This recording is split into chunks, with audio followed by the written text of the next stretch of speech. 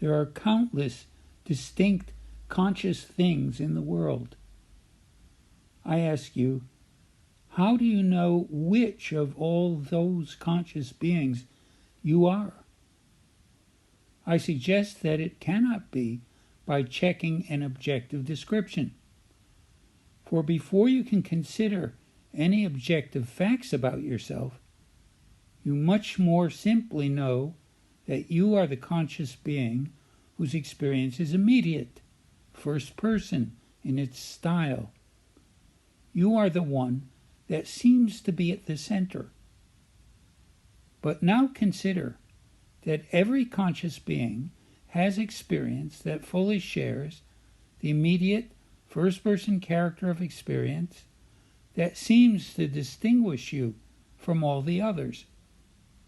The claim of my view, Universalism, is that I am equally all conscious things on account merely of this immediacy of experience, but it seems falsely in each conscious thing that it is the only one that is me.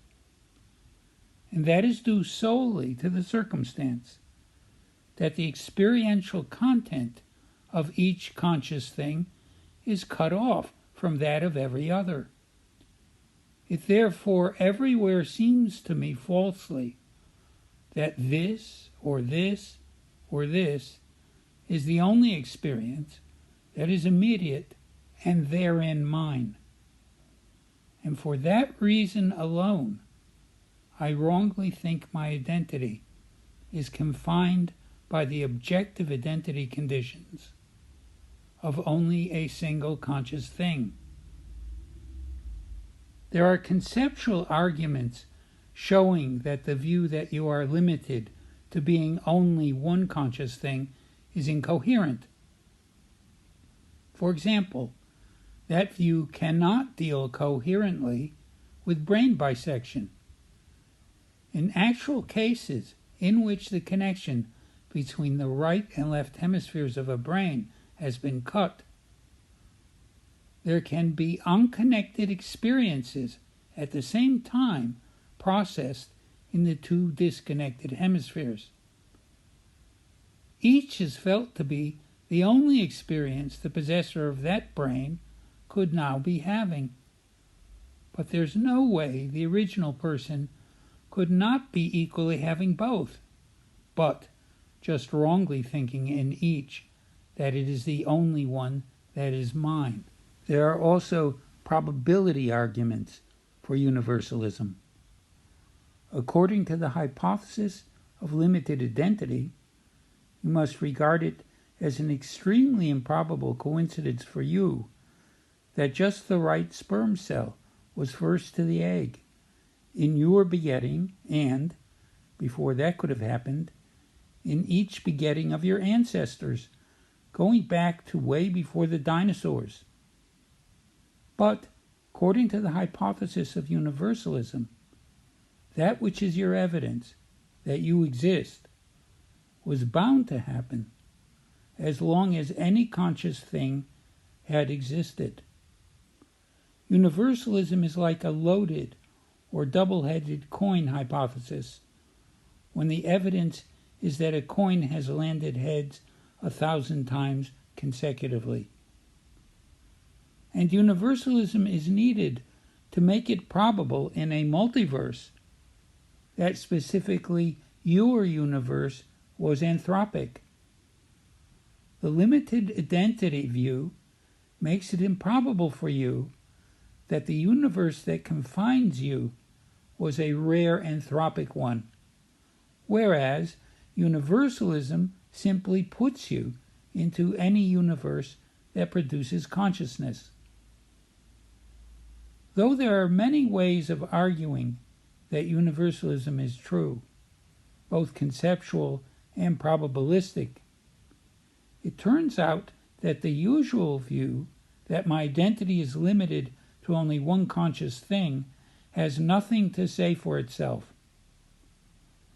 My powerful impression of limited identity, which is what tricks me into believing in it, is due to nothing but the same limits of integration of the contents of experience that is fully predicted to produce that very same impression within universalism, much as the impression of the sun rising is equally predicted by the view that instead the earth is rotating. Such impressions shared between views cannot be evidence for one over the other, and the impression would not be due to the limitation on identity anyway, but rather to the same lack of integration of experiential content that explains the impression in universalism. So the limited identity should be sliced out by Occam's razor, leaving universalism, the simpler theory. Universalism means that you don't disappear with the death of a single conscious organism. You are also all the others. Universalism means that your real self-interest extends equally to every conscious being, which you are. You are every deer and hunter, German, Jew, and Palestinian. And retribution makes no sense, because all victims and perpetrators are you.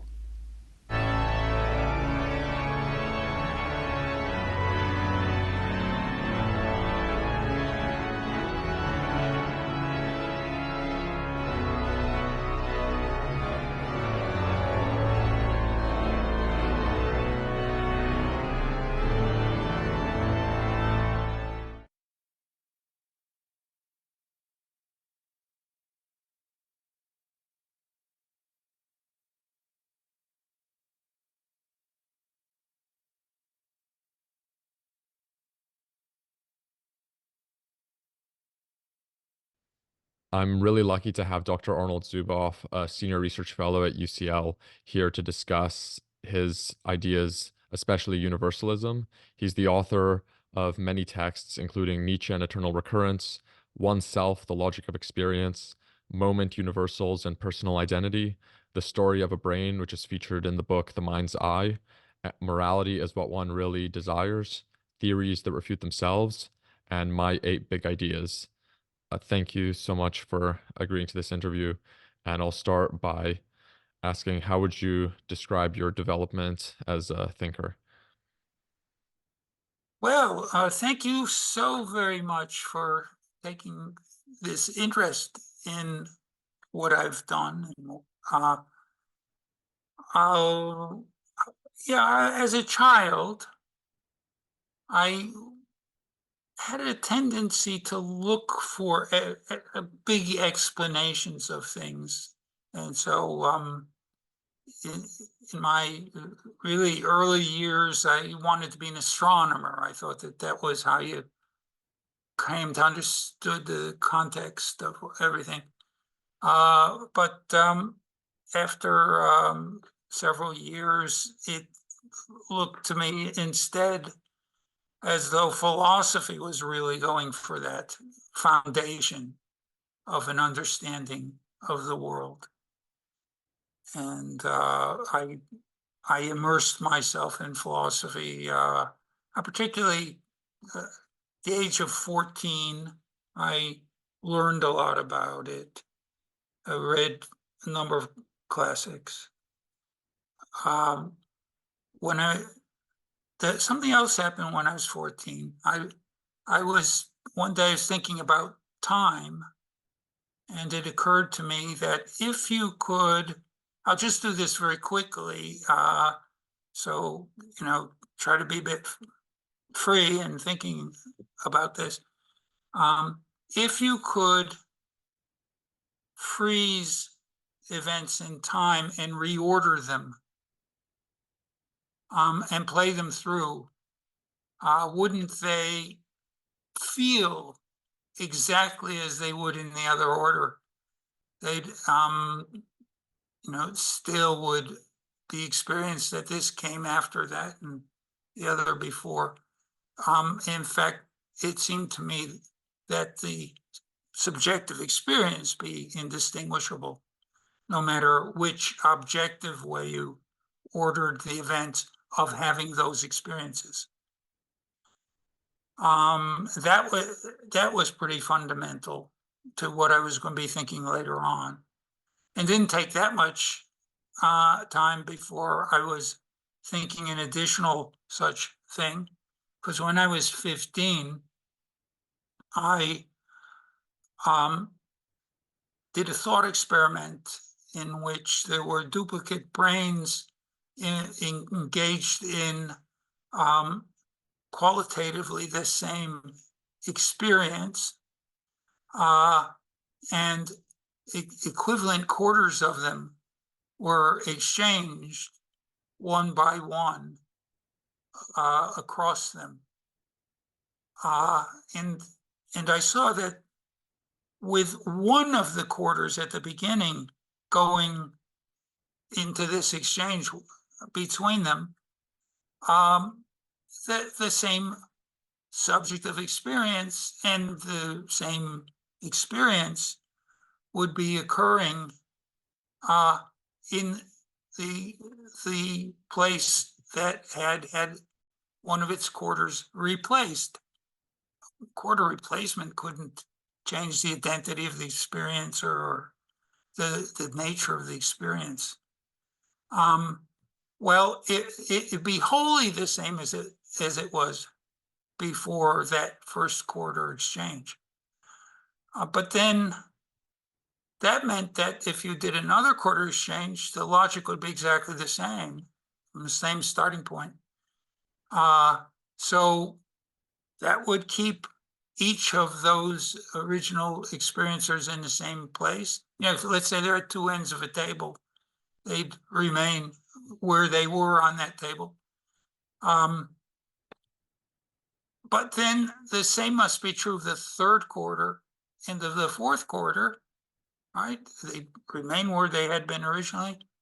And yet the effect would be exactly the same as if you'd picked them up and exchanged position between them. But then you'd swear that the one that was on the right was on the left at the end. So I came to see that the logic of experience and experiencers had to be distinguished from the logic of the physical way in which these things were realized. I came to think at the age of 15 that any experience that was duplicated, say across a big enough universe, was precisely duplicated, that experience would be equal in both places. It would be like the adventures of Huckleberry Finn being equally in all the copies of it. So I mean, this seemed like a tremendous thing to discover. And I'd been thinking around the same time about how we should view duplications of ourselves across a big enough universe. And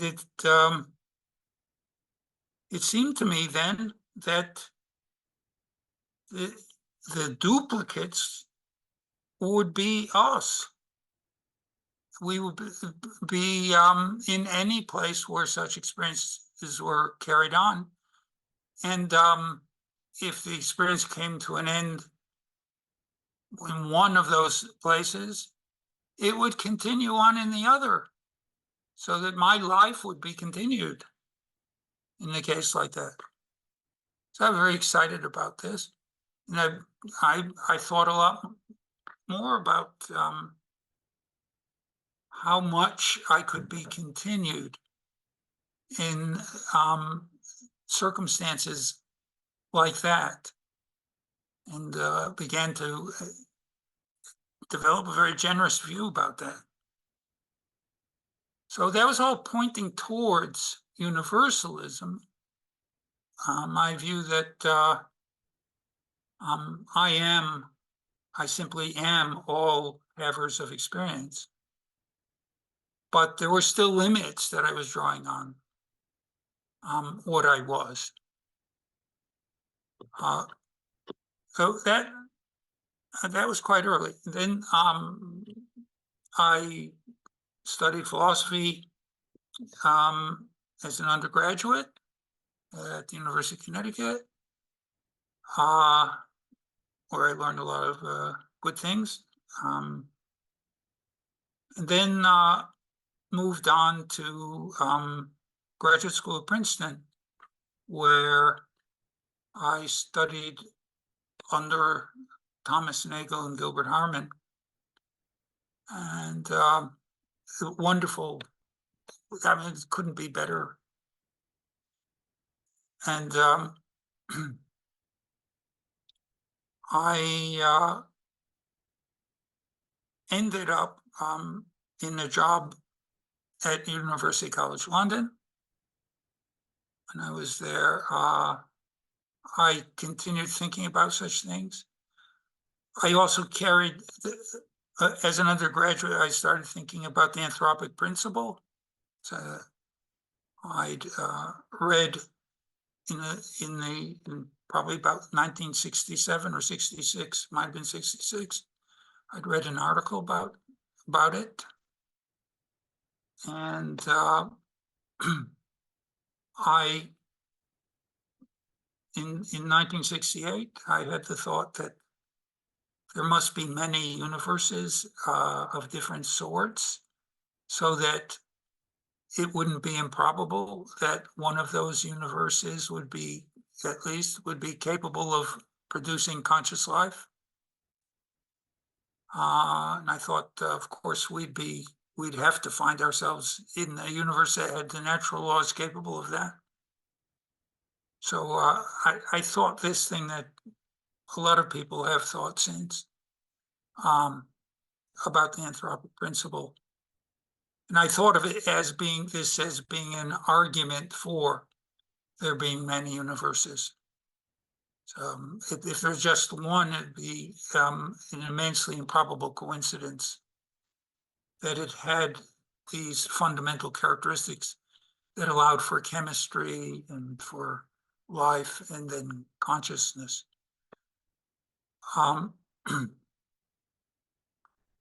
But I didn't see how this tied in extremely intimately with my thoughts at the time about personal identity. I didn't see that, maybe because I was already assuming the thing about personal identity. And that's what led me into thinking about the Anthropic Principle that way. But then, I don't know how much detail we want to. Well, we can go on to the next question, which would be, so Yeah. universalism is kind of a theory of what consciousness really is, or what personal identity really is, and what you really are.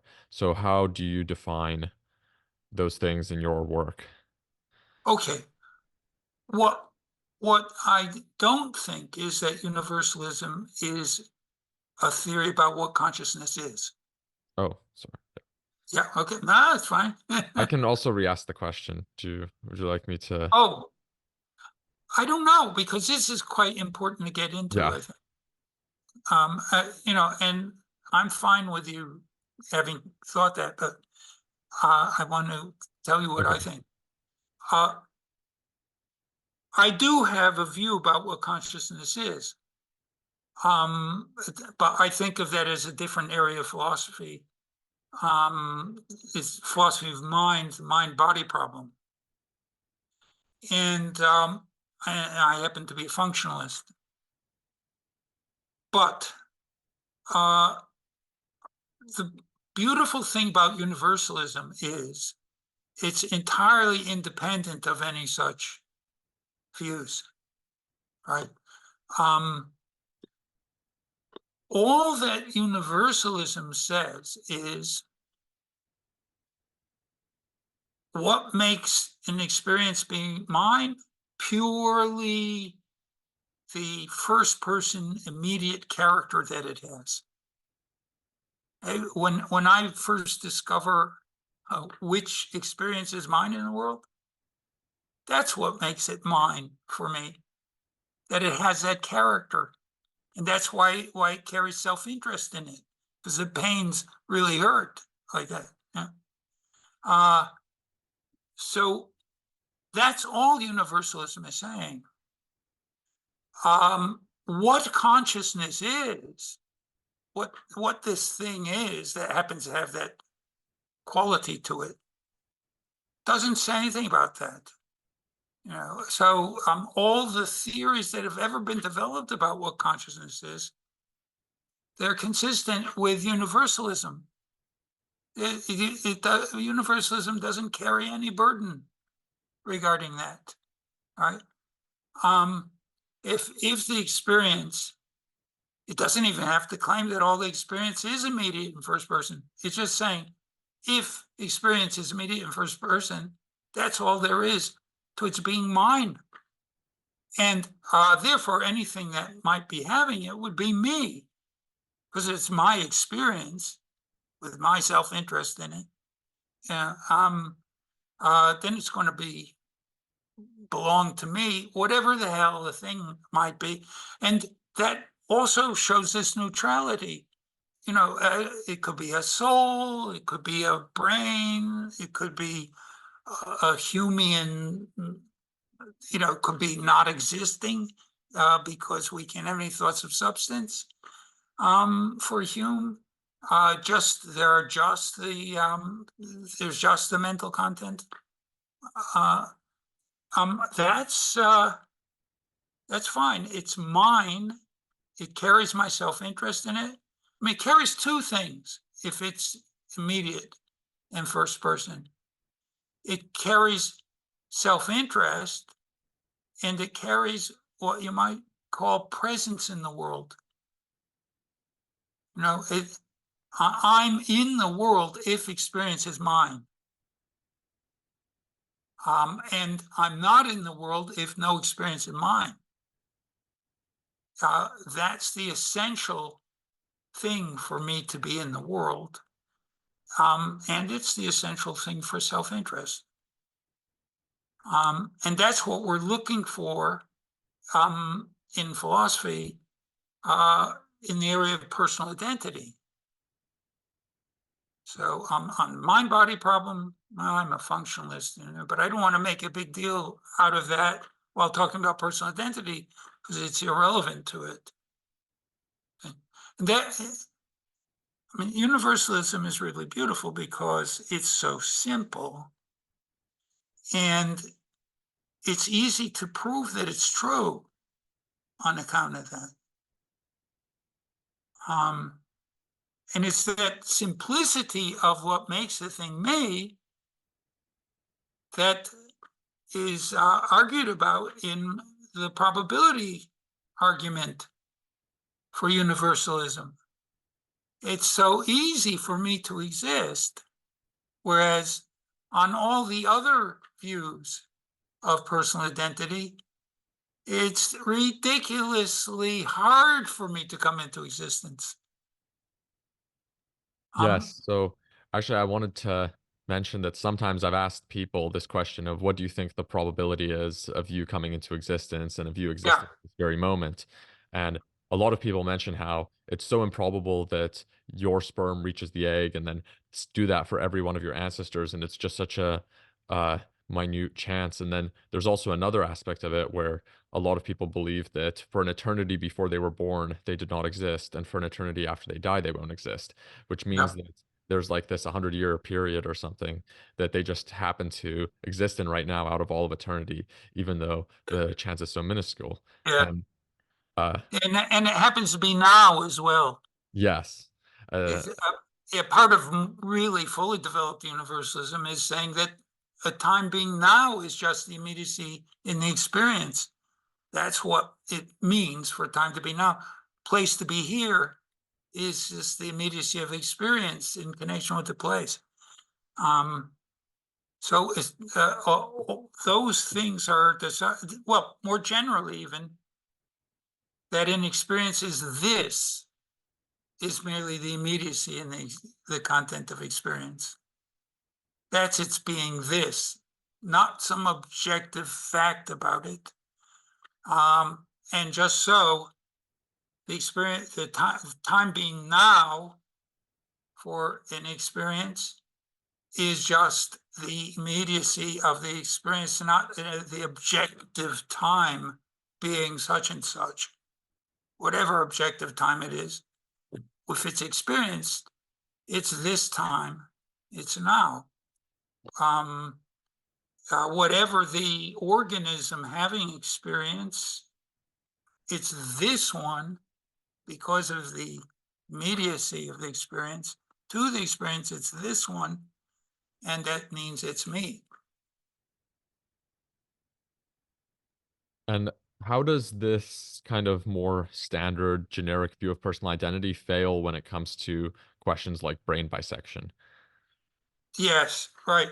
It's a real problem for it.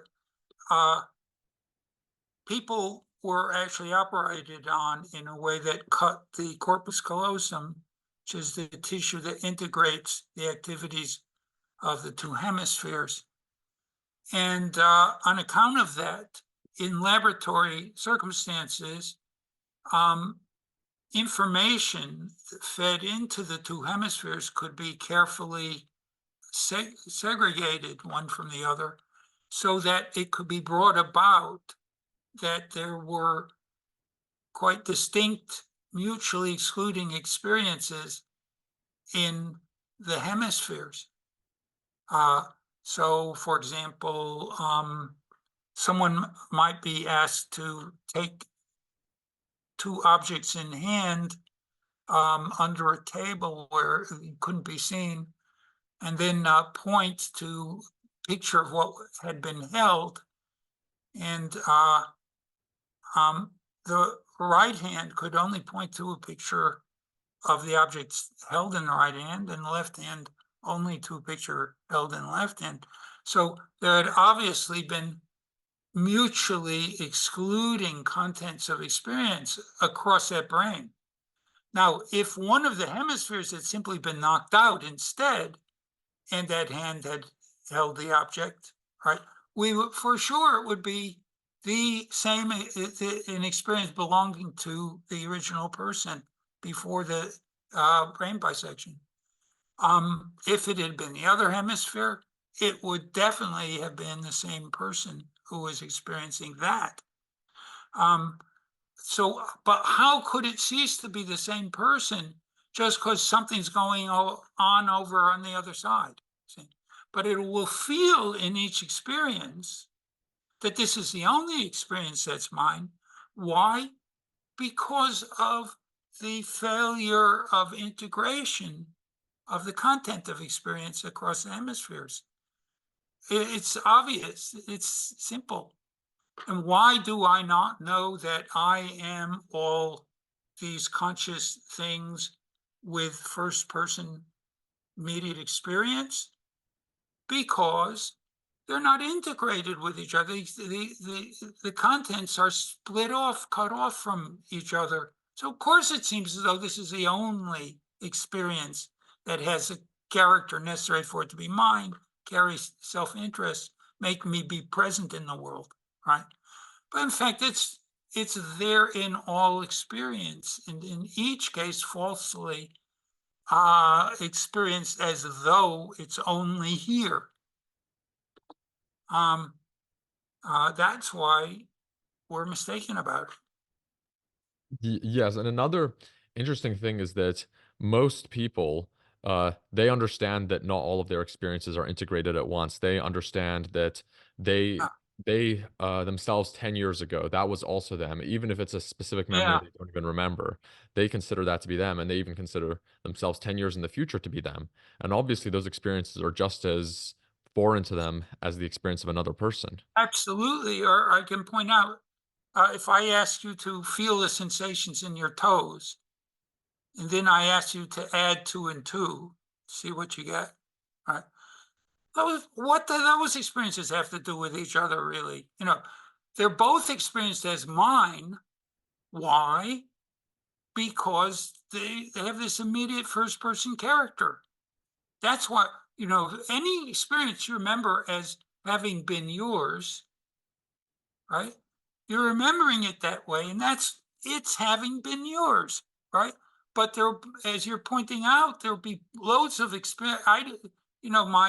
The 38th bite of breakfast 40 days ago, I don't remember that experience, any intimacy at all. But I know that it had this character of being from the inside, of being mine, being like in the center of the world and immediate. And so I'm imagining it as definitely having been mine. And most of the experience across my life, believe me, I've got very little contact with now. But I certainly think of it as having had that same character and having been mine. Shall I tell you a nice thought experiment that I think helps bring this out? Yes. The imagine that there was a device connected to your corpus callosum, and also to a button, so that if you press the button, anesthetic will be pumped into your corpus callosum, so it'll stop operating. So it'll be like a temporary case of brain bisection. And there are two things you want to do tonight. You have to study some dreary lessons from audio sources. And you figure you'll feed the sound of that into your left ear so that your left hemisphere that's verbal, can deal with that. Won't be very pleasant, but it'll be all right. And you'll feed a wonderful concert that's being broadcast into your right hemisphere, where the music appreciation is, by the way. And you will be pressing the button so that those experiences will not be interfering with each other. Right. So the standard way of thinking about this is once again, thrown into great perplexity over this. So if I ask you what kind of time you're going to have tonight, right, it can't have an answer. It's relying on the limit of integration of experience as being the same as the limit of what you are. But in this case, it's carrying on from something that wasn't limited in integration, therefore was clearly you, right? And once again, if one of the hemispheres instead had been anesthetized while the other had either the concert or the studying experience, there'd be no way it wouldn't be yours, right? Now, what brings us out still further is after the anesthetic wears off, at a time later, and all the memories are integrated across the whole brain again, then you will remember that you did that studying and you remember that you enjoyed that concert and that it was yours. How will you be remembering it? As first person, it's, yours. And that won't be retroactively making it the case that it was yours. It's got nothing to do with whether you remembered it or not. As you were pointing out earlier, it's what is involved in it being yours. It's clearly this quality of immediacy I've been talking about. Not now. What helps us to see that they're yours, especially, is that of course it's physically the same brain, even though the integration across it had been caught.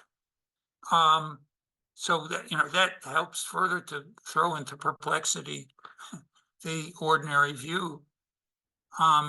Because again, if you only had half of it going, it would have been yours, whichever one it might happen to be, right? Or if you had done one of them at one time and the other a bit later, that wouldn't bother you, right? Then why? Because you think I can't have two mutually excluding experiences at the same time. What time are you talking about? You're talking about an objective time. Yeah, it did occur at a particular objective time.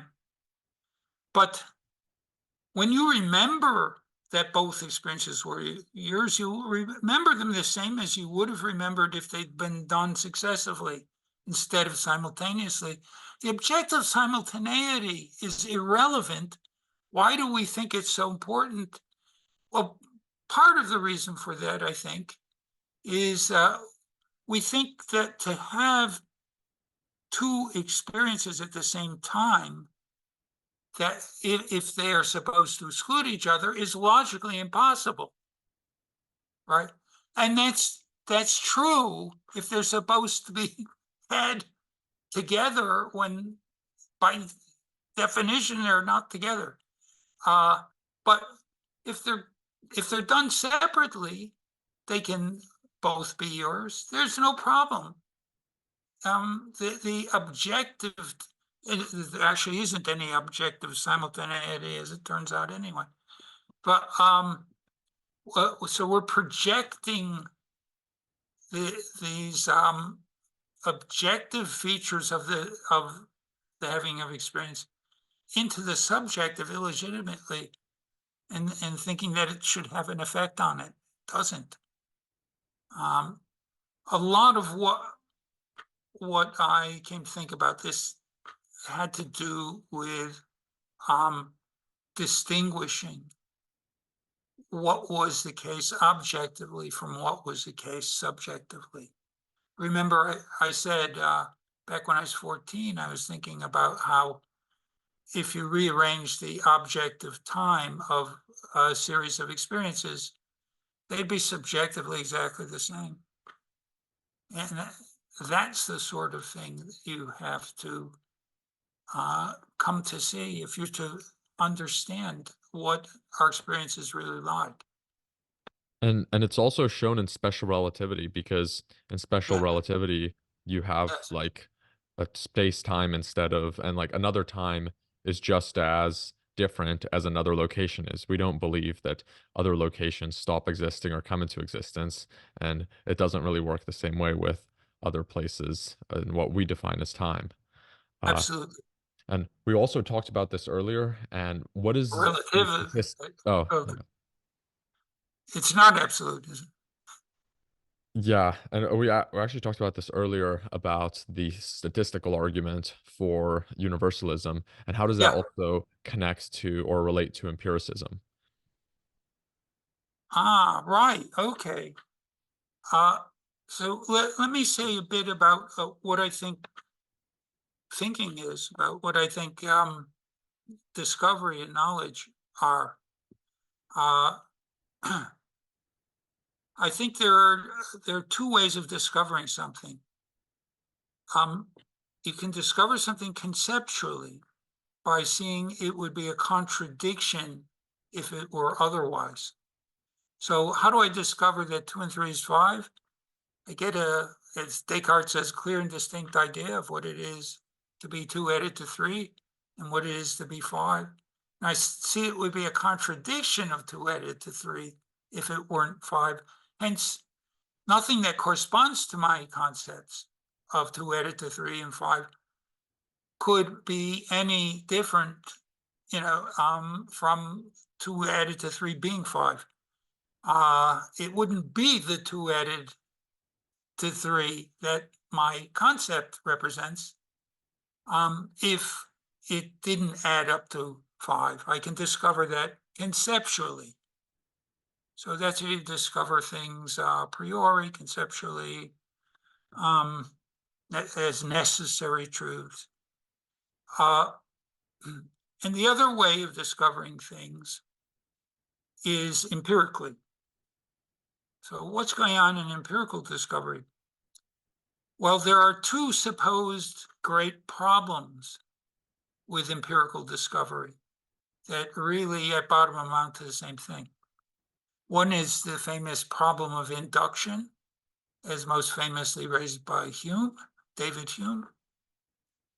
And the other is classic skepticism of the sort that was raised as a problem by Descartes. And I think they're both solved in the same way. They both really amount to the same thing. So let me try quickly to get across what I think is going on. There's an example I'm fond of. You discover a new island, and you start seeing there are birds of a sort you haven't seen before there. And so far, they've all been blue. So let's stipulate this. You have made a random sampling around the island of 100 of what we'll call Hume birds in honor of Hume, and all 100 have been blue. Hume himself notes that you are developing a belief that the next Hume bird you see, and ones after that as well, will also be blue, right? And as we'll see, he thought this was a matter of habit developing in you. So why did he think it was nothing but habit? Because he thought that intellectually you couldn't be making this discovery. And the reason had to do with what necessary truth was, which he understood in the same way I do. So there would not be a contradiction between the first 100 being blue and the next one not being blue. There's no contradiction there. And that's how you would discover a truth conceptually. And that was the intellect for him, the discovery of conceptual truths. So there's no intellectual justification for believing or asserting that the next one would also be blue. No reason even to be inclined towards it, but we are, and it seems to work out well. Well, what I would say is that he's absolutely right about that. You can't discover conceptually that the next bird will be blue. But here's what you can discover conceptually. You can discover something about probability conceptually. You can discover that it would be extremely improbable that your first 100 observations of Hume birds were purely blue Hume birds if there would not generally be blue Hume birds on that island. That's necessarily true, because it's necessarily true that it would be improbable that some of these differently colored Hume birds had been mixed in with the first 100 that you observed if they weren't generally blue. Like, say there are just 101 Hume birds. The next one is, and the next one is going to be a different color. Would have been so much more probable you had seen that different color within the first 100 observations It wouldn't have been saved up for you to see it in the 101st, the last observation. That's a necessary truth about probability. And what I claim is we're not forming a belief non-intellectually, as he supposes. We are implicitly, let's call it, unconsciously, we are figuring out, as we're observing those Hume birds, what the general population is likely to be based on what we've so far observed. And this is this isn't this is reason that's making us form this belief. So and okay, well, there are plenty of other things to say about that, but let me jump now to the skepticism of the sort put forward by Descartes. What he was saying was that there's no contradiction with your experience as you're having it right now being just as it is, and the actual context of it, the causes of it, being radically different from what you would naturally believe they are. Right? It's exactly the same thing as what Hume is saying, only you're slicing things up a bit differently when you're looking at it. Right? And I think he's absolutely right about that. Any attempt to prove that it would be somehow contradiction, that I'm not just dreaming, that a malicious demon isn't somehow producing this experience in me without there being an external world of the sort, I think. A famous hypothesis introduced by Descartes as an example of what would be logically consistent with my experience. That he's right. There's no way of coming at it that way by trying to claim it's a contradiction. But it turns out, when you think about it the same way we did about the Hume birds, that it is a contradiction, that it be probable that you be having this present pattern of experience and previously formed beliefs and so on, if there wasn't a world having caused you to form them in that way.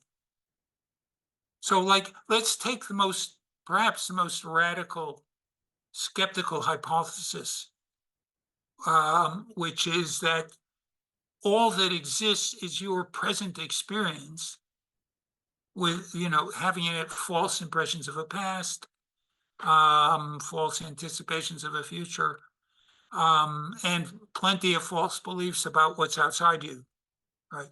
All that exists, this skeptical hypothesis says all that exists is the present inner awareness that you have, right?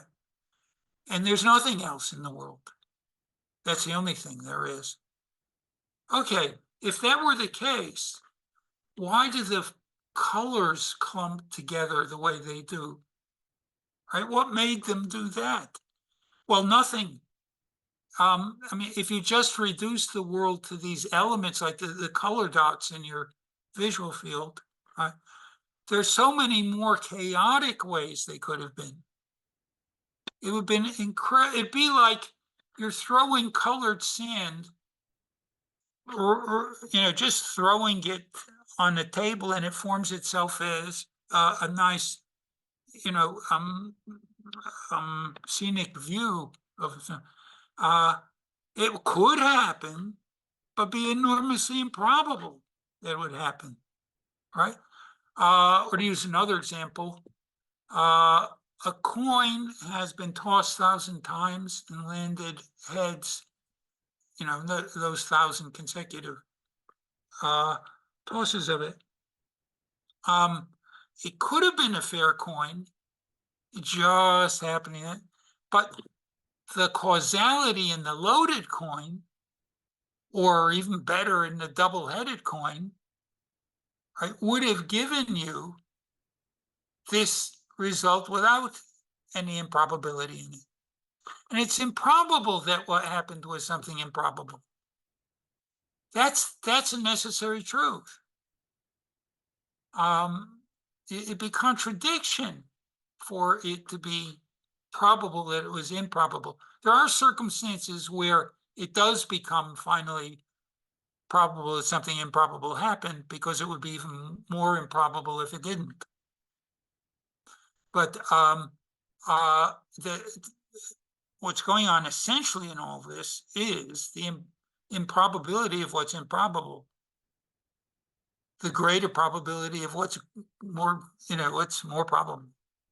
And this, I guess, also connects to there's a lot of misconceptions people have about improbability. So they Yes, believe that if you have a deck of cards and you pick out any card, every card has a 1 in 52 chance of being picked. But it yes. doesn't mean that that's an improbable event. And you could talk Oh, about that. lovely, lovely. That gets us into this feature of probability that you have to understand to make sense of so much of our empirical reasoning.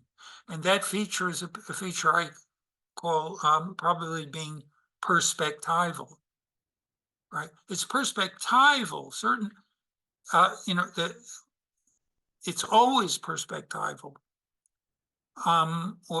when something is found to be improbable in a way that I'll explain. It's not subjective. It's not, it's perspectival, like the claim that Charing Cross is 2 miles away will be true in one particular place, but it won't be true in others.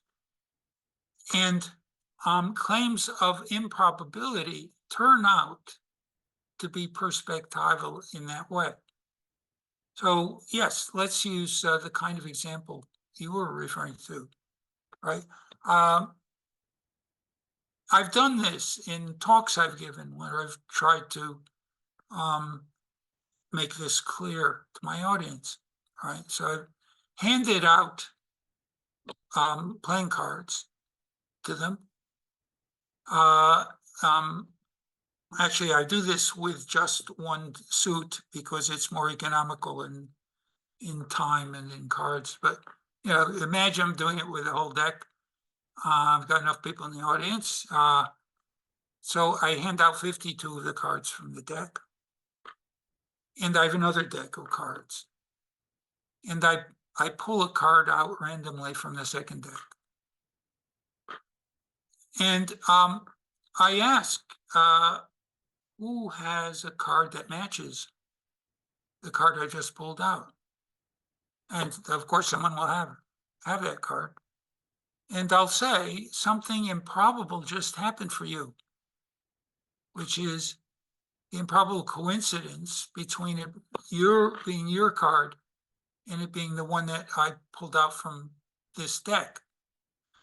It's not improbable for anyone else there, right? In fact, it had the probability of 51 out of 52 for them that their card wouldn't be selected. So there, it's not surprising at all for them. And someone who just walked in and hadn't been handed any card, it'd be 1 in 1 that whatever card was pulled out from the deck would be whatever the hell it happens to be. You need improbable coincidence for improbability. And coincidence is always connected to the manner in which you're observing a thing. Now, let me build on this case to show in another way how this is perspectival. Okay, let me modify the case somewhat, right? Let's say instead of this matching that we did,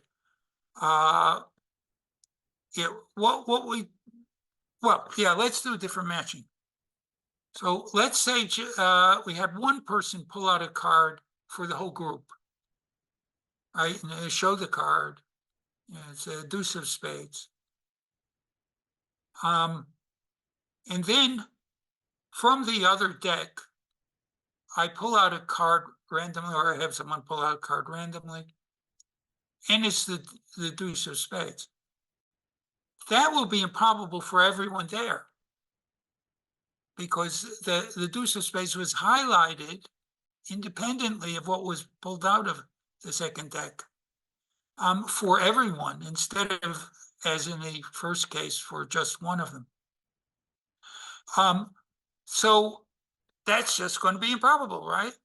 Well, no, because let's say we had lots of groups that were doing exactly the same thing, and there's an observer who has equal access to all the groups, and he's just shown a group where this has happened. For him, it's not improbable, because there are so many chances for him that this would have happened. It would still be improbable for the people in that group. He could go visit the group, and he's standing there knowing all the same facts that they do about what happened. And for him, what happened would be fine. Involve no improbability, no coincidence. And for them, it would remain improbable, right? So it's not a matter of how much knowledge you have or any of that. It is your relationship to the event.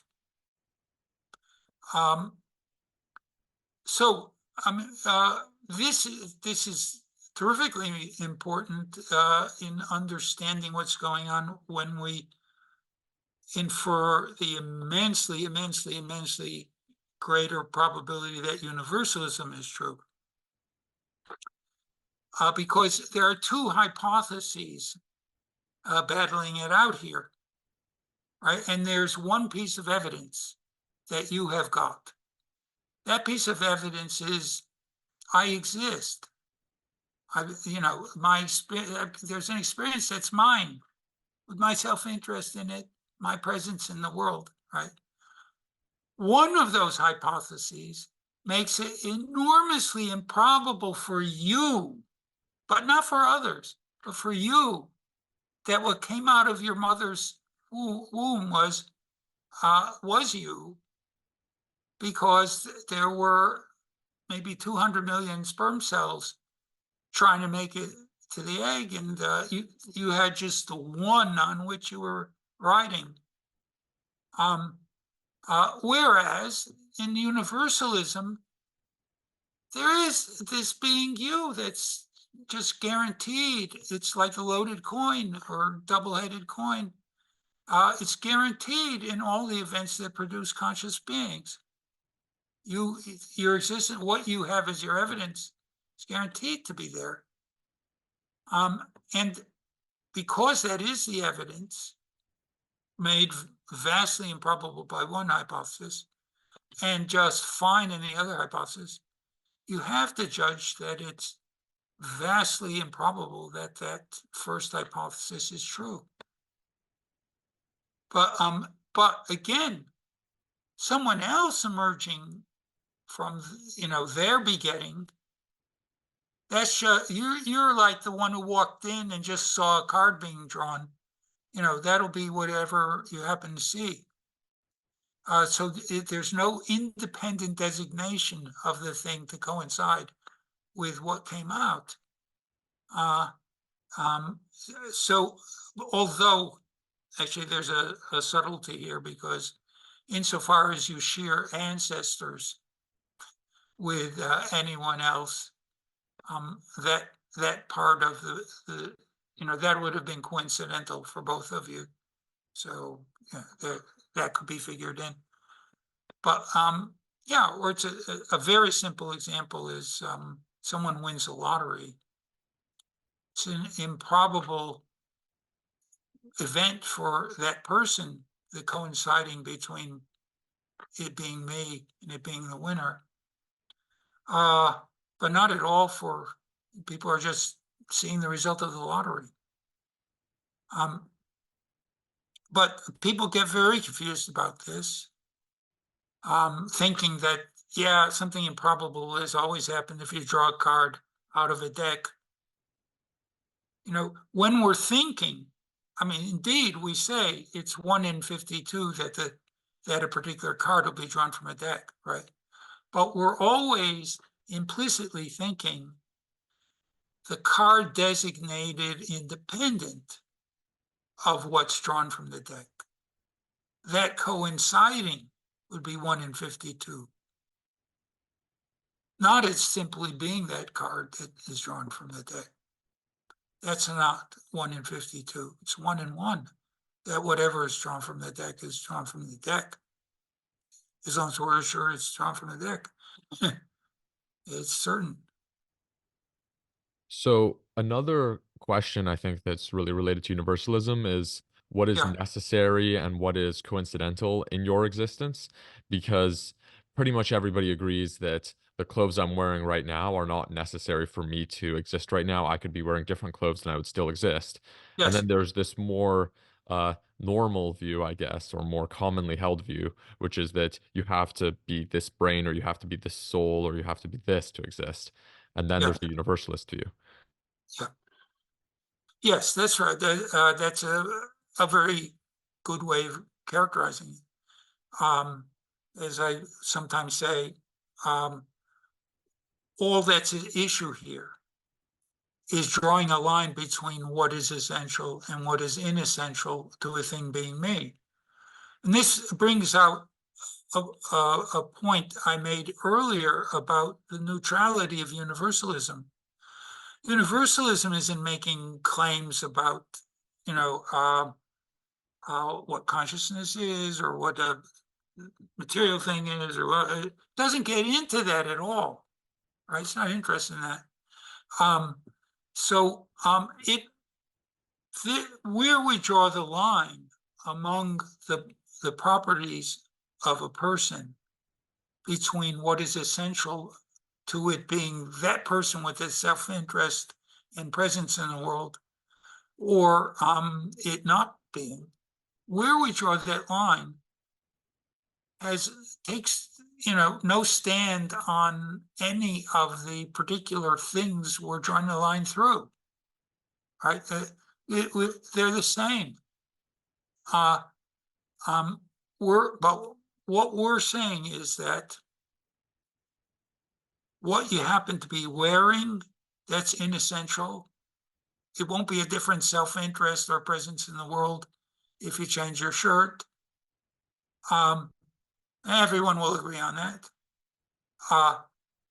And so we slide the line over, okay, and leave that out from what's essential.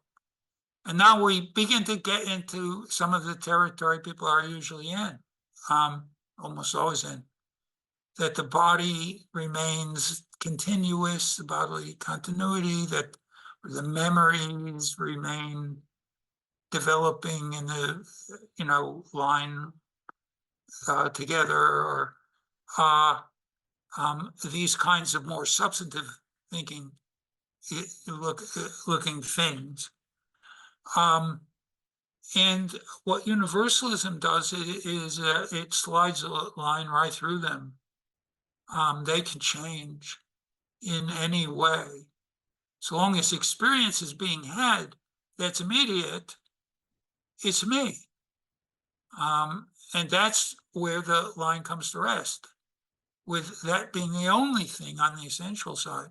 And again, because it takes so little for you to exist, we get rid of any improbability in your existing. And also, I might add, it keeps you existing after one particular organism happens to die. I mean, it's so easy to exist within universalism, which is the truth, I'm arguing. It's so easy to exist that there's no improbability in your having come into existence. And there's nothing to worry about in terms of annihilation of you as a thing with self-interest and being present in the world when something dies, because you're all the all the conscious ones, forever, wherever, whenever they are. That's what you are. You don't sort of become nothing, which you definitely aren't. You just remain that. You are in all experiences ever had. And this is really closely linked to the anthropic principle, which is Yeah. actually used a lot in all sorts of philosophical arguments and scientific theories. So it's used as a response to why we have fine tuning in the multiple worlds interpretation of quantum mechanics, or it's also even used to justify famous thought experiments like the simulation argument. And how did you realize that the anthropic principle doesn't really work unless you actually assume universalism? Yeah, this is an interesting story, I think. Um, yeah, I mentioned that I read an article on the anthropic principle written by a theologian who thought this gave you an argument for the existence of God. No. Let me use one example of what is anthropic, human-centered about the fundamental nature of the universe. The same fundamental laws through all of the observable universe. Basic particles are the same. The forces are the same. There are four forces that we, know about clearly, and so there's gravity, electromagnetic force, strong nuclear force, weak nuclear force. Okay, let's concentrate on strong nuclear force. Look, protons. The atoms are made up of protons, neutrons, and other things, with electrons around them. And the electrons are attracted to the atomic nucleus because it has these protons that are positively charged in it. And chemistry comes about because of the way then some of these atoms attract each other because they're missing the charges that they're seeking. But okay, so that's the basic setup. So what you need there, if there's a B chemistry, you need the protons to be together in nuclei, atomic nuclei. But they're positively charged, so they repel each other. So how come they're together? Well, there's another force that is a short-range force. So, and when in certain processes protons are brought close enough, that new force, the strong nuclear, strong nuclear force takes over, pulling the protons together. Otherwise, you never have atomic nuclei and electrons around the atoms and so on. You wouldn't have chemistry. So that's pretty lucky. And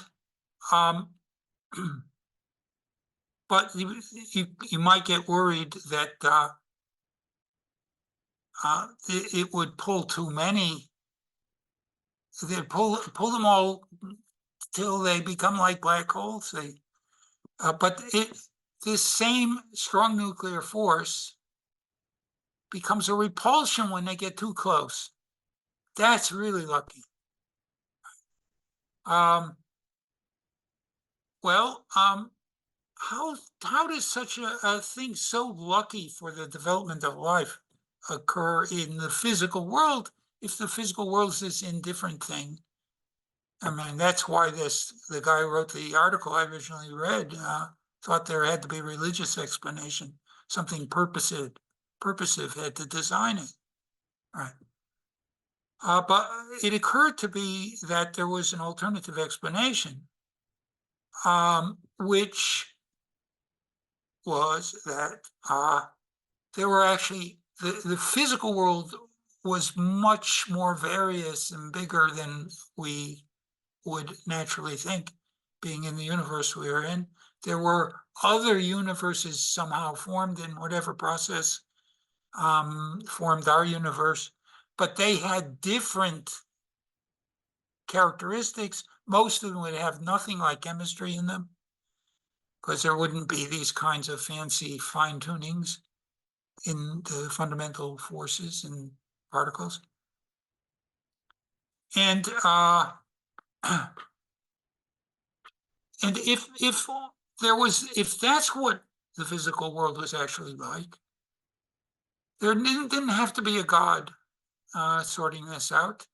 It would be part of the variety that was there in the physical world. So if you had enough of these stabs at being a physical world, finally, if there was really enough, it would be bound to be a physical world like this. Okay, and what I thought alongside this was then, of course, we had to be in the world was like that.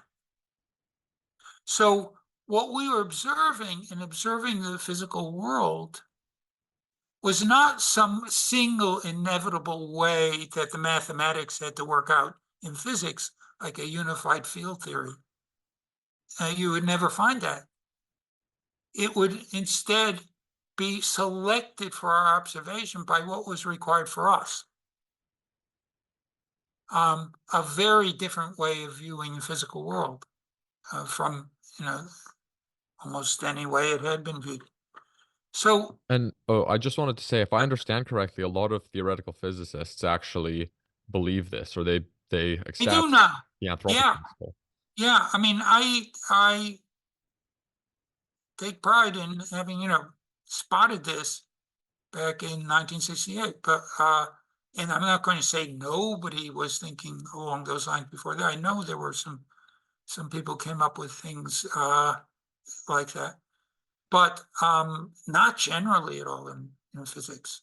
Only in the 70s did people start really talking about this, in any big scale. And even then, it took a while before people were seeing the full force of it. Because what I saw in 68 was that this was a probability argument for many universes. The evidence was that there is such a universe, and the hypothesis that got rid of the improbability, if you put aside the religious hypothesis, is the what they now call the multiverse. So you had to believe that it was like that. I don't think this has been generally enough recognized that this has to be the way in which you go to understand physical world. And what also isn't Yeah. recognized is that it also implies universalism, because Yes, that's right. And I didn't recognize it at first. So when I came to University College London, started teaching, I was asked to give a talk for I think it was for the staff. Yeah, it was just the staff present.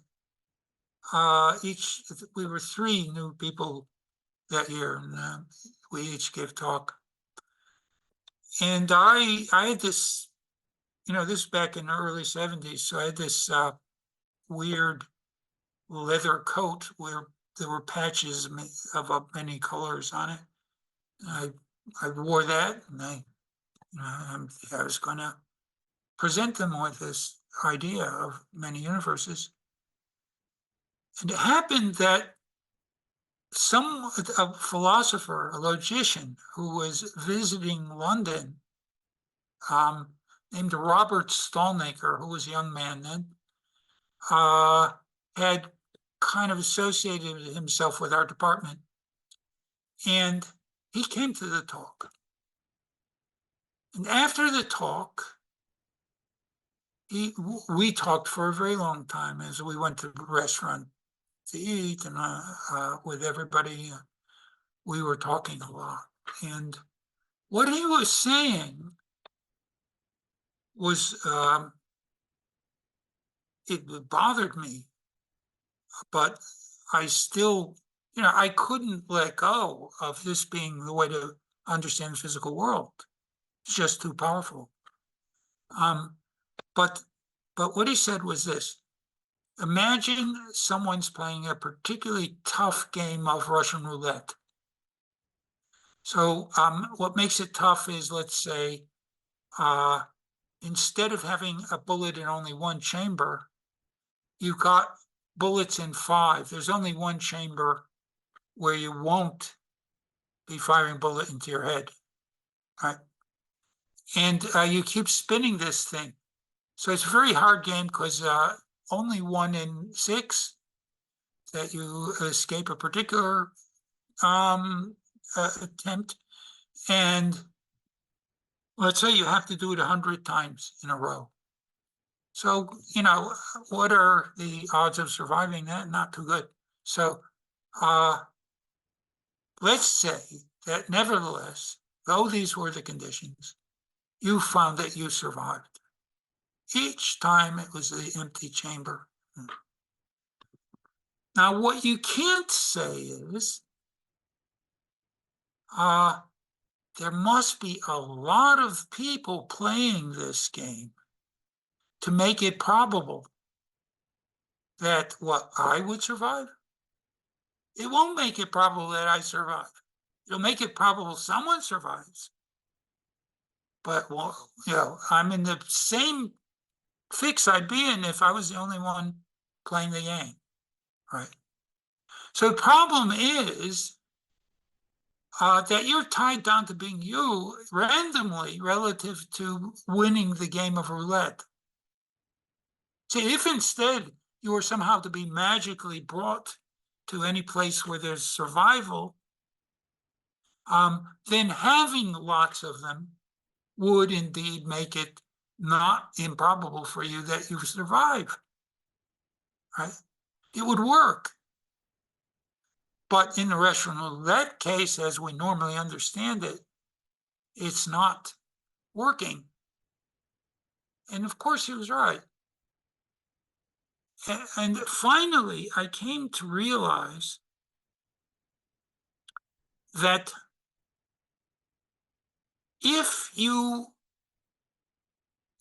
were thinking of all these universes and yourself as the observer, the crucial observer here, if you were thinking of them within normal personal identity beliefs, you were tied to just one of the universes. If even something exactly like you showed up in another part of reality, it'd be a mere duplicate. See? It wouldn't be you, as I was thinking it would be you since I was 15 years old. So, which may be a reason I missed this, because I was already applying my view of personal identity to it, right? So what you needed was to loosen up who the observer could be. And that's what Universalism did. It put you where consciousness was, wherever consciousness was. So, of course, if you have enough universes, it's no longer improbable there's an anthropic one, and there's no improbability in you being in it. Surviving that tough game in terms of what your universe is like. So that has to be the explanation for, if we have put aside the religious explanation particularly, that's another debate. But, if we do, that's got to be what's happening. It's otherwise something immensely improbable is occurring, even if you have lots of universes. doesn't help. And that, of Yes. course, Oh, that's yes. connected with the more general argument I'm giving about that involves the sperm cells. I mean, it's really one continuous argument. What conditions are required for this evidence you have that there is this experience with this experiencer, right? And if you see that being this experience with this experiencer is just a subjective quality of experience, not some objective thing that has tough identity conditions, then you've solved these problems about you being conceived, about your universe being anthropic. All of that's just what would be expected. And one of the very potentially life-changing implications of all of this, which you also mentioned earlier, is that there's no more this idea of death as annihilation. Death is more Yeah. like just a continuation in a different way. Yeah. Well, let me explain a little more what I think goes on in death. Right. So it's so easy not to get it. The mistaken thing is to think you are just this one thing being driven through a series of experiences, and so they'll come to an end with death.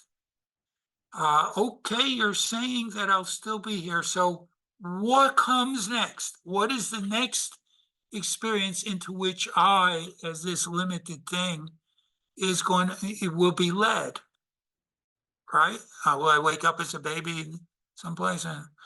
And the answer is that's a total mistake in understanding the relationship of experience to these objective occurrences that bring about experiences, right? Every experience is equally now within it. And that means every experience is equally next. Everything that's experienced is experienced as next after whatever was before. I mean, whether you've got a clear memory of something having been before or not, it's just, it could be you don't. It is experienced as the next thing happening to you, right? And that's completely in the immediacy first person character of it. So it is like reincarnation, but it's the reincarnation into all of it. It's like, you never run out of next moments. You're in them eternally. That's the truth of it. Not as some more confined history that will select out some of what's going on, as opposed to the rest of it. Yes, that's also why I think it's important to distinguish universalism from different religious or spiritual views, because there Yeah, are all of these things that they're not really saying the same thing. absolutely. Yeah, it's very important to do that. Now, there are some people with certain mystical religious views and so on who are attracted to universalism because it's telling them that some part of, at least, of what they believe is true, and it's got these arguments for it and so on, right? But if they were really after the truth, it's essential that they understand that it makes no stand on the other things that are going to be in it, because almost all of those views have things to say about what material objects are, that the whole world is just one thing. I'm not saying that I am one thing. I'm saying I'm anything that's conscious. The things are distinct. But if they aren't, if there's some, occult way in which they're not distinct, I can't understand it.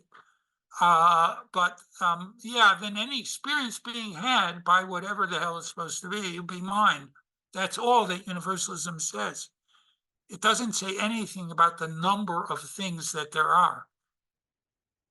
And it's so again, I'm sure a lot of people will be initially attracted to this, thinking it's endorsing all of this other stuff.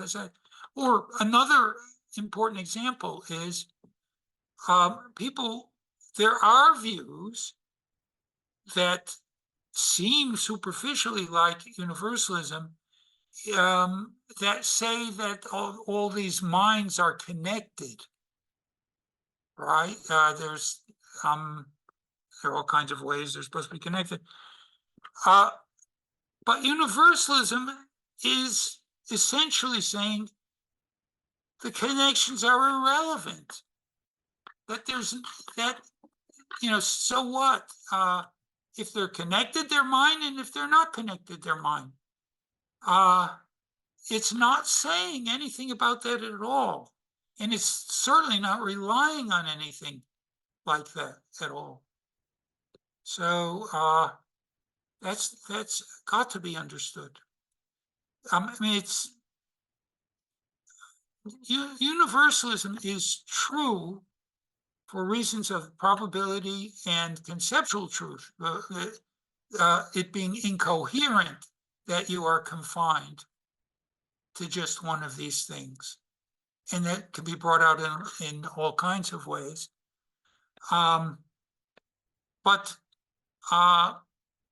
So it ought to attract people who are not mystical or interested in the occult and so on. It's not like that.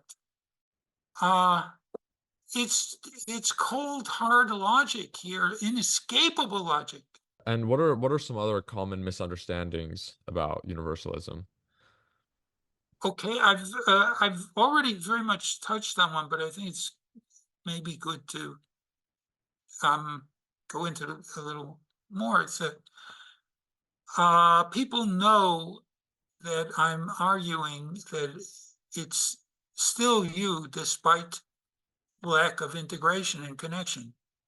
That's not what's involved in it being you, although it seems to limit what you are, right?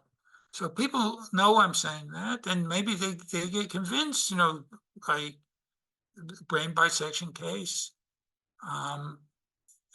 Yeah, it seems as though I'm only having this experience or only having this experience, but in fact, they're both mine, even though at that point they're not connected. But then something takes over, and it's so strong, this tendency to think that I'm only what's within what's connected, that they think, what was Zuboff saying? That I'm all these things, so he must think that they're connected. I can't tell you how many times that happened, right? Or closely related, perhaps. People who want to understand this and want to understand it by way of challenging it, they'll go right into an example like, yeah, but then why is it that I'm having these experiences and I'm not having yours? Right. So what is that? That's begging the question. That's putting it in a perfectly natural way, the only way most people would ever put it. But in a discussion over whether universalism is true or not, you don't want to put your objection in that way, because it decides that universalism is false, right, in the manner of the questioning. So, you want to be neutral. You want to say, okay, so these different organisms, I see right away once you say that, yeah, of course, one organism won't be connected to what's going on inside the other organism. So what's your question?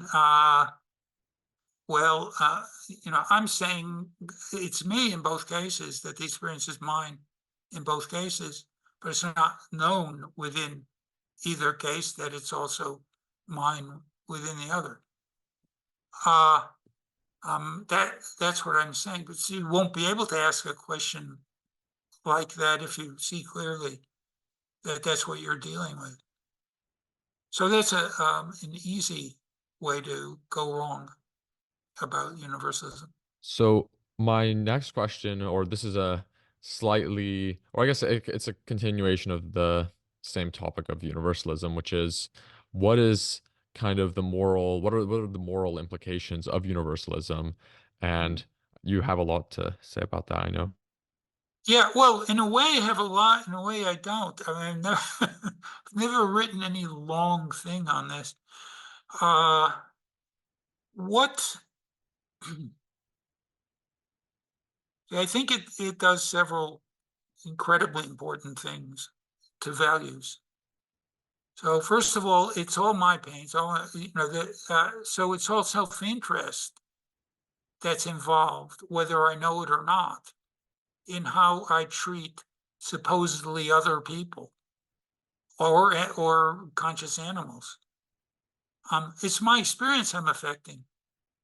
It's like say there was a list of symbols, and you knew that they were attached to distinct people in our normal way of thinking of it, and you were asked to decide the fates of these people. Which ones would have nice experiences, which right. But it turns out that all those symbols actually represent what in the ordinary view you'd see as you. So, maybe have fun putting some nasty things along some of the symbols there without realizing it, you'd be doing it to yourself. Okay, and that's so what do I think might happen if this became generally believed? And it's true, so it should be that way on those grounds. What would happen could be a softening of sort of selfish motives. I don't know exactly how that would work psychologically, but I would be surprised if at least some people didn't respond that way. Maybe a softening up of group biases, right?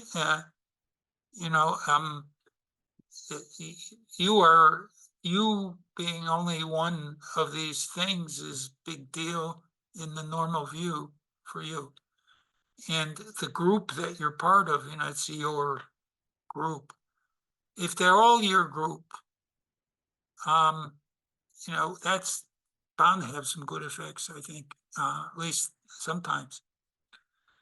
But there's some other things, like when it comes to morality, there are elements of morality that depend on thinking that centers of self-interest are separate from each other. Like justice. Justice is a matter of, how you deal with distinct self-interests from your own. But if they're yours, the basis of justice disappears. I mean, it's replaced by this extended self-interest, but it doesn't operate in exactly the same way. What is fair to do no longer looks the same as it did. That could, so a lot of what might come about with a conversion to universalism would be agreeable to people now who are now, who care about morality. That will have a similar structure to what they would want. But some of it would go against what they would currently want. And but not against it in the way of turning it into narrow selfishness again, but it would be a different basis of behavior from what they're used to thinking is right. And yes, and retribution is a big area of morality that would be affected by it. Why? Obviously, this person has hurt that person and therefore deserves to feel some hurt to balance it or something. I don't like retribution anyway, but I think there are about 4 or 5 decisive ways to argue against it. But one of them for sure would be that the very person who is the victim is the perpetrator. You're making the victim feel more pain, right? And you're making yourself feel more pain, by the way, as well. That would disappear, and a lot of the kind of bitterness that goes along with it. A lot of hatred and bitterness would disappear just from realizing that I'm in there behind the eyes of all these people I'm condemning. It's me in a different mood. It's me in a different version doing all this stuff. So, another topic to do with morality and action that I'm wondering about is euthanasia, Yeah. because it might increase the rate of euthanasia if people know that all that's left is just like months or years of painful experiences, but then they also know that death is not annihilation. That would Yeah, I agree. I mean, I'm not going to try to push something into this that will counteract that particularly, because I can't see that anything would. I mean, if this is the truth, then I think that's the proper basis for deciding what to do. I mean, look, that maybe this will moderate it a bit. I think it's, let's call it counterproductive to be a fanatic about most things that one might be fanatical about. We have this powerful illusion that self-interest is confined to just what's going on here. And that's going to remain because it's just the way the thing is structured. So a lot of our self-interest depends on satisfying that misunderstanding of ourselves. So we won't, I wouldn't expect us automatically to turn our backs on that. So that will count. That will count legitimately in reckoning the self-interest that extends across everyone, that everyone will be thinking in terms of fairness to some extent, will be thinking, right? People will have impulses against destroying life, their own life or lives of others, that go along with the illusion, right? And there'll be a lot of that. So I don't expect, and there's a lot of people make bad mistakes when they're in the midst of misfortune and can't see the world for anything but, what they've got right now. I mean, talking about illusion, there are illusions like that. So it's very often a mistake when people commit suicide. I've gone through things where it looked as though everything was completely disgusting, and I no longer wanted any part of it. But I also learned through a lot of years, memories I've accumulated in this particular brain, that then you get into moods where you're damn grateful that you didn't do it. And you've got to have that perspective to know what you should really do, and that will stay the same. Yeah. Yeah, I think that's really true. My next section is about your essay about Nietzsche and eternal recurrence, Yeah. and it's mainly just one question, which is what Nietzsche and Nietzscheans think, if they believe. Not all of them believe that eternal recurrence is a metaphysical doctrine, but quite a few of them do.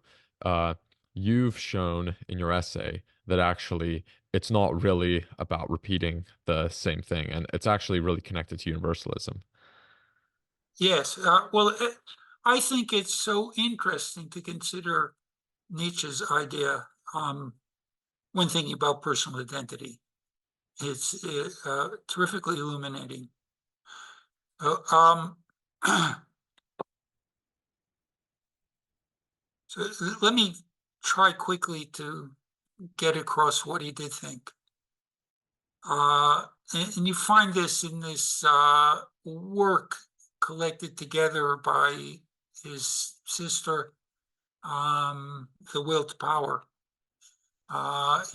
He mentions it in earlier works, and he says it's terrifically important to him.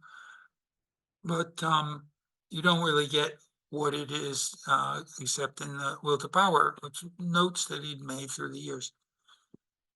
Well, here's what he thought. He thought that, and he argued for each thing. He thought that the world was limited in how extended it was. He thought it was made up of, this isn't going to be all that easy to understand, power quanta, just energy interacting with energy. And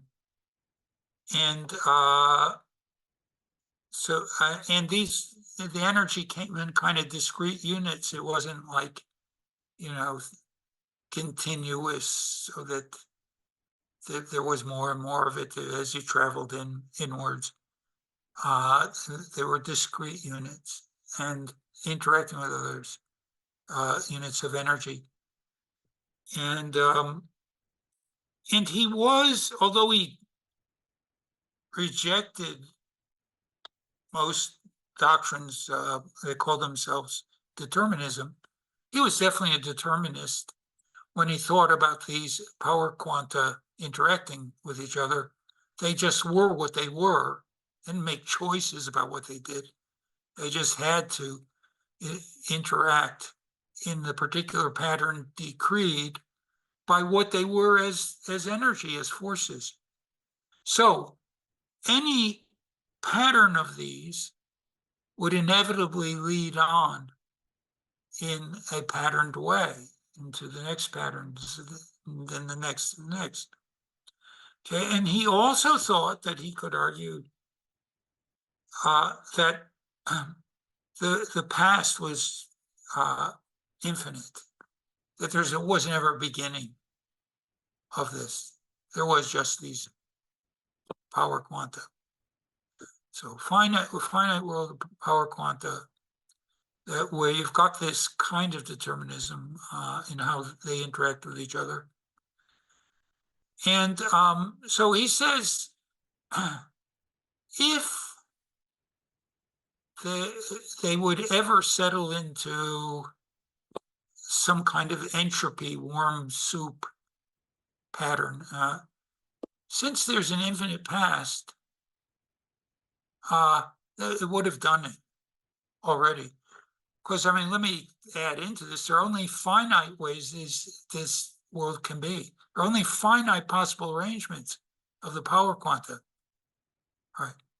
And if they could get into an arrangement that killed all further interesting progress, that would have happened because there are only finite ways they can be, and there's been an infinite past. So we wouldn't be, seeing all this stuff. Okay, and then so what he thought was, these things working their way through all these determined changes must eventually hit a repetition from any particular point where you might have started. Now, he didn't mean, like in the next year or something. He meant the worlds would be destroyed and reconstituted from chaos, and then they'd be destroyed again. And this would go on, seemingly interminably, but there are only finite ways these things could be arranged. So eventually, through all of that, they'll be in the same pattern they were at some far distant past time. And then when they're in that pattern, they have to lead on in exactly the same way to another repetition of that pattern. And that would have been going on through an infinite past and would go on through an infinite future. That's what the world was for him. I think he actually believed this. He had his arguments for it. I would argue against some of the arguments, but you can see how he gets this. Now, why was this important to him? Let's look at that for a moment. It was important to him because he was engaged in a revaluation of values, as he sometimes called it. And in particular, moving on away from Christian values.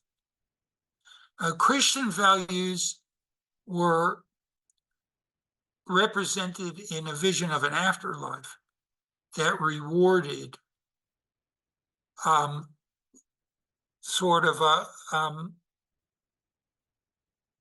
rewarded stunting this life. The deal was you would stunt this life in lots of ways. You wouldn't engage, fully in it because it's just this corrupted world. And as a in your reward, or through grace, you'd be given, because I think in the actual Christian Gospels, it's more a matter of grace than reward. But anyway, you'd be given this eternal future life. And so what should you do in life? You aim yourself towards that eternal wonderful thing. And you downgrade the importance of this world, except for proving yourself for that world. Well, what the eternal recurrence did was, he didn't express it exactly this way, but I think it's a fair way to express it.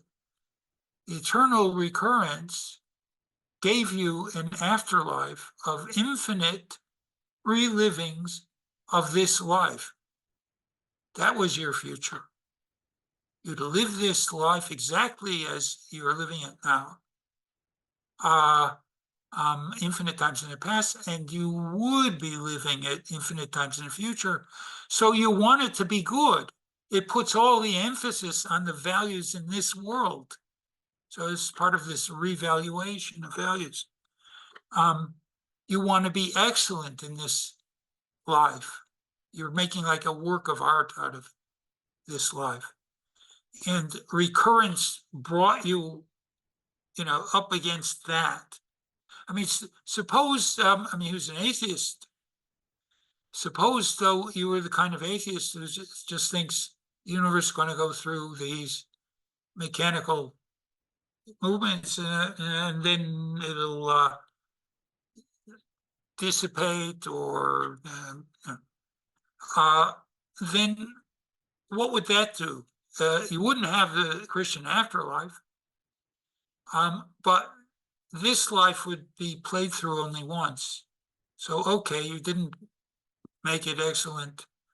Too bad, but then you're done with it. But for him, you're going to be here again and go through all of it. So you better make it good.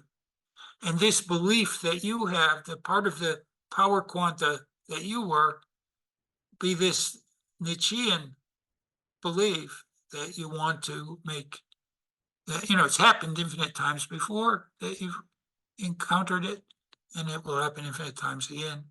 If it's good, it's a great kind of afterlife there. All right, now it's important, if you're going to have that Nietzschean interest in this, to think a certain thing that it may not seem inevitable you would. That is, that it's going to be you living all these lives. But there's an alternative idea of it that many people would initially at least be attracted to.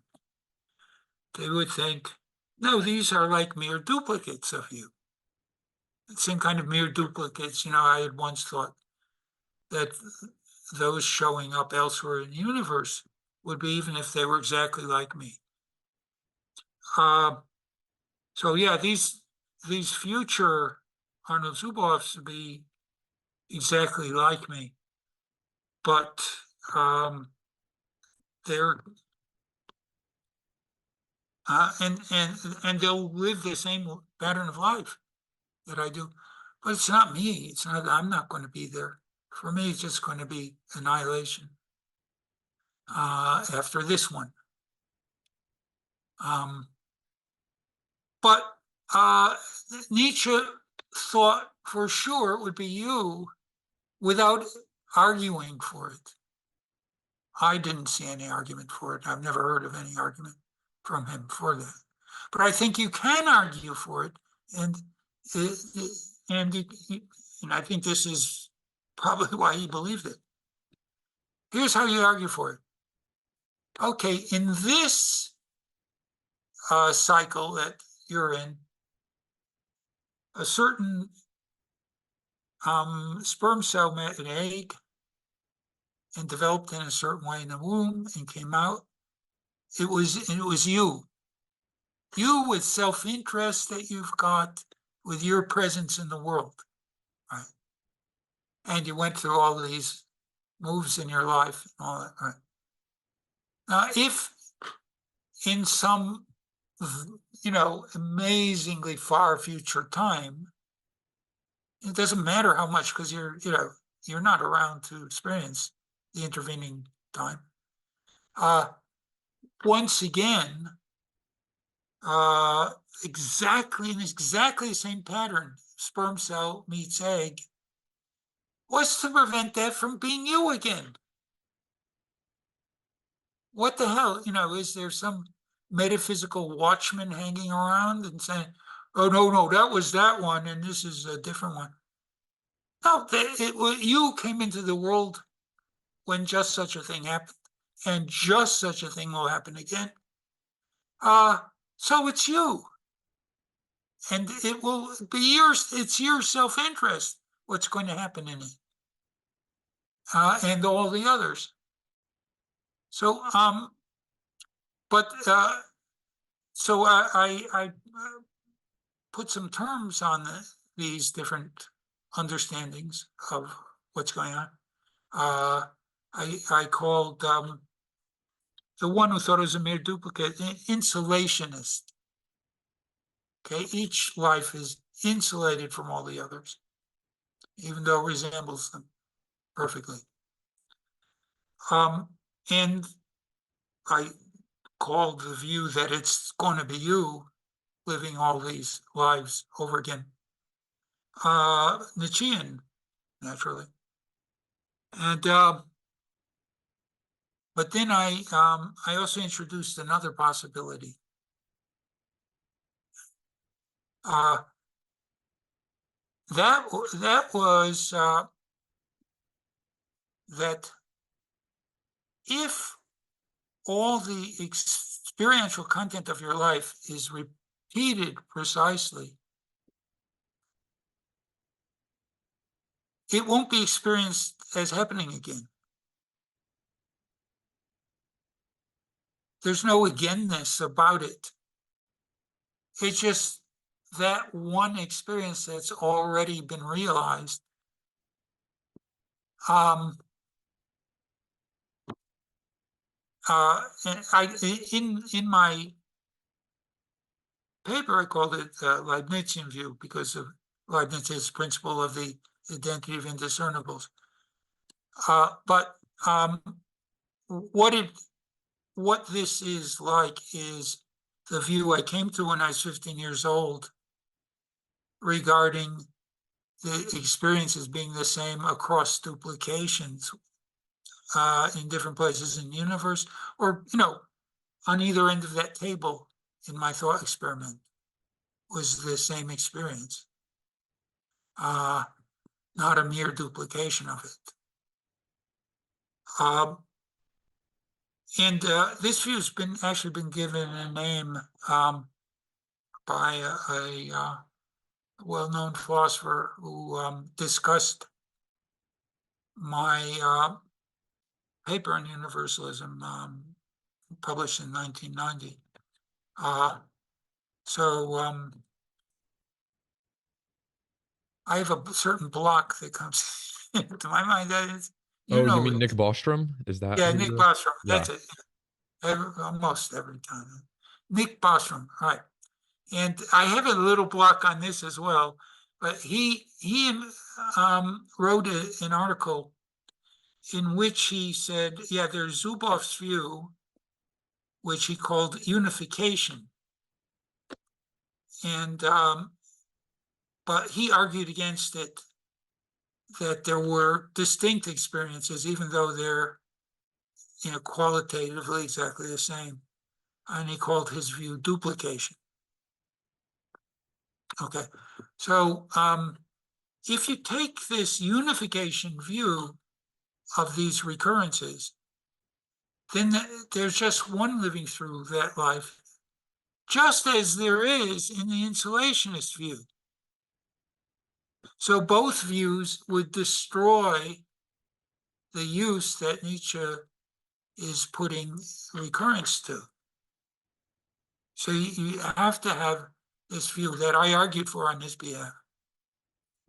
And I think it's a damn good argument.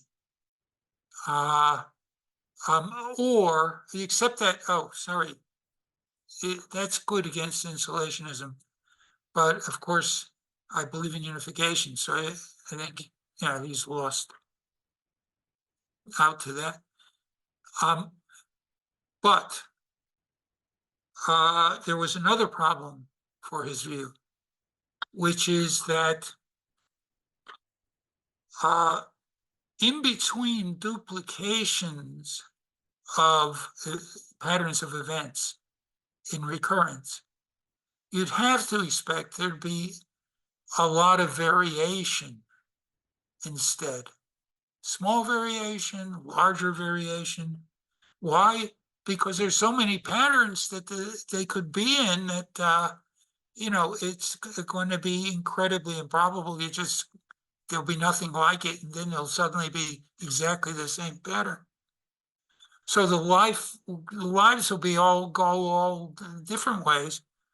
But if that's what it's like, and you think that it's you in all of it, which I do, and which maybe Nietzsche would have to as well, I don't see how he could hold it back to precise repetition, hold it down to that. Then how you happen to perform in one particular of your lives would not be emphasized infinite times because there'd just be so many other ways it's happening as well. So Yeah. And I feel like, and eventually that kind of would also lead back to universalism because everybody else's lives are also just, there's no two yeah, lives that have yeah, nothing in common. yeah, absolutely. Conceptually, when you think this through and how irrelevant the differences are going to be, what you get is whenever any sperm cell hits an egg, that's your life.